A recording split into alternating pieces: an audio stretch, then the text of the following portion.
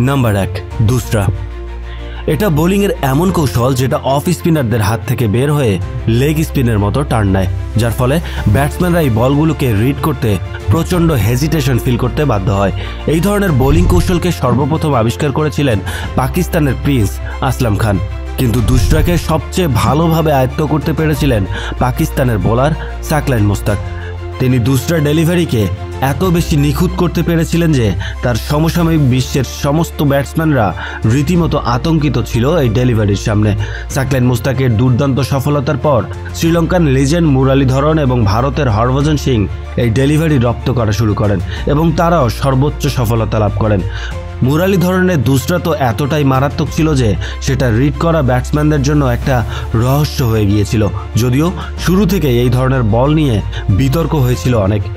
মুরালীধরন এবং হরভজন সিংয়ের মতো বিখ্যাত বোলাররা এই ধরনের ডেলিভারি দিয়ে থাকলেও কিছু কিছু ক্ষেত্রে তাদের বোলিং অ্যাকশন নিয়ে প্রশ্ন উঠেছিল।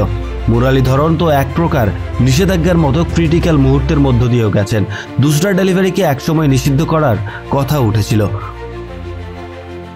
মুরালীধরন এবং হরভজন সিং যদিও বোলিং অ্যাকশন নিয়ে নিজেদেরকে ক্লিন করতে পেরেছিলেন, তবে জোহান বোথা কিংবা শেন শিলিংফোর্ড এই দুসরা ডেলিভারির অনুমতি পাননি, কারণ তাদের বোলিং অ্যাকশন অবৈধ ঘোষণা করা হয়েছিল।